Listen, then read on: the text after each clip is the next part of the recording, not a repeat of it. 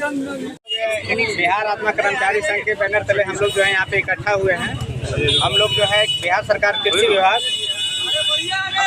बिहार सरकार कृषि विभाग अंतर्गत आत्मा योजना में हम लोग कार्यरत हैं। हम लोग का सभी यहाँ पे जो मौजूद है, मैं प्रखंड तकनीकी प्रबंधक, सहायक तकनीकी प्रबंधक, यहाँ पे सभी लोग मौजूद हैं। हम लोग पिछले 10 साल से हम लोग यहाँ पे आत्मा में काम दे रहे हैं और बिहार सरकार कृषि विभाग का जितनी प्रकार का योजना है जो भी संचालित होता है, चाहे बीज वितरण करना हो, मिट्टी जांच करना हो, DCS करना हो, कृषि मेपर करना हो, जितनी प्रकार की जो भी योजना है इस कृषि विभाग का सारा में हम लोग का भागीदारी होता है। सभी ATM BTM हम लोग काम करते हैं और कहीं न कहीं हम लोग हर विभाग का हम लोग उसके जो है चार्ज में भी है। बहुत सारे लोग मेरा कृषि समन्वयक चार्ज में है, बहुत सारे लोग मेरा उद्यान पदाधिकारी के चार्ज में है, कुछ लोग मिट्टी रसायन जो कार्यालय उसमें चार्ज में है। तो हम लोग सब काम करते हैं,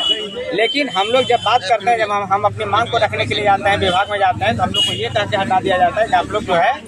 आप लोग केंद्र प्रायोजित योजना के अंतर्गत हैं, उसमें आप पैसा नहीं बढ़ा सकते। हाँ, और हम लोग का जो सर्कुलर है, सर्कुलर के हिसाब से हम लोग आपका पैसा नहीं बढ़ा सकते, राशि नहीं बढ़ा सकते। आज के समय में हम लोग BSc एग्रीकल्चर, MSc एग्रीकल्चर और PhD तक के लोग यहाँ पर मौजूद हैं। अब सभी का जो है हम लोग का ICAR जो ICAR नई दिल्ली जो है उसमें हम लोग की डिग्री को जो है प्रोफेशनल डिग्री मान्यता प्राप्त है और एक प्रोफेशनल डिग्री के हिसाब से मेरा लेवल 5 लेवल 6 में मेरा जो है उसके हिसाब से मेरे वेतन होना चाहिए। मतलब कि एक जो है सहायक तकनीकी प्रबंधक का जो सैलरी होना चाहिए, मिनिमम सैलरी मांग अथी जो वेतन है मानदेय जो दिया जा रहा है वो मात्र 2500 रुपये मेरा बेसिक है।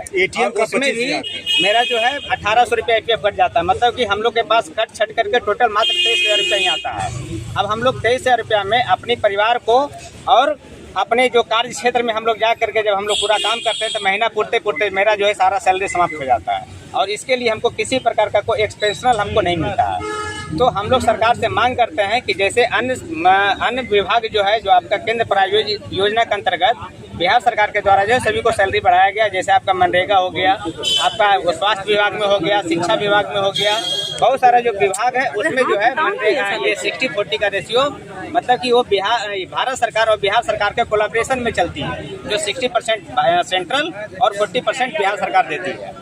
तो उसी के तहत जैसे अन्य विभाग में बढ़ाया गया है, हम भी अपने मुख्यमंत्री महोदय से आग्रह करना चाहता हूं कि मेरी भी जो सैलरी है, हम लोग जो मैं हाईली क्वालिफाइड हैं, तो मेरा भी सैलरी जो है एक सम्मानजनक किया जाए, जो कम से कम मिनिमम सहायक तकनीकी प्रबंधक का जो वेतन हो कम से कम 50,000 रुपया हो और प्रखंड तकनीकी प्रबंधक का वेतन जो हो 60 से 65,000 रुपया के आसपास हो। तो अगर इतना चला जाएगा हम लोग को तो थोड़ा सा क्या होगा कि हम लोग अपने परिवार के साथ एक सम्मानजनक जिंदगी को हम लोग जी सकते हैं। यही हम लोग का सरकार से मांग है और मुख्यमंत्री महोदय से पहले हम लोग मांग भी करते हैं और इसे 5 सूत्री हम लोग का मांग भी है।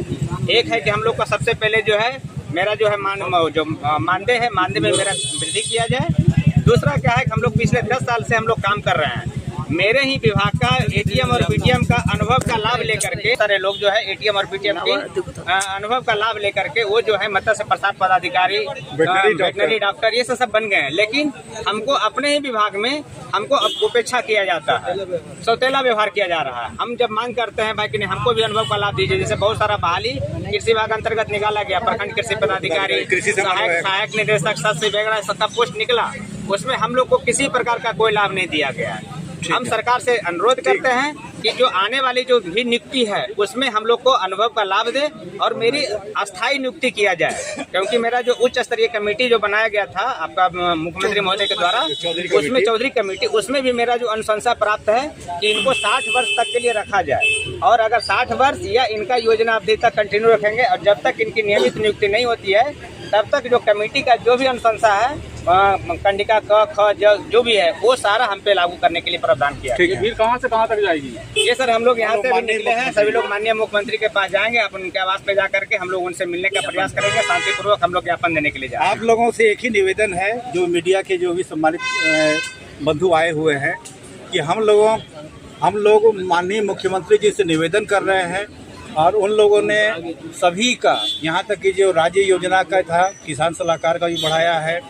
और जो केंद्र संपोषित योजना है उसमें भी बढ़ाया गया है। माननीय मुख्यमंत्री जी बहुत अच्छा कार्य कर रहे हैं सभी के हित में,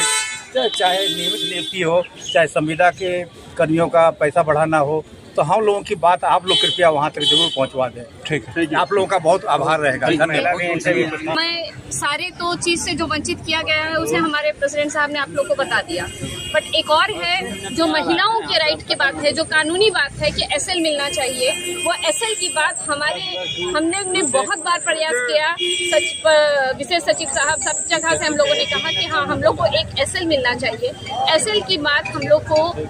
कानूनी ढंग से हटा दिया गया है, हम लोग को एसएल की सुविधा नहीं मिलती है। ये विशेष अवकाश पाने का कानूनी अधिकार सभी महिलाओं को है और हमें इससे भी वंचित रखा गया है। तो हम आग्रह करेंगे अपने माननीय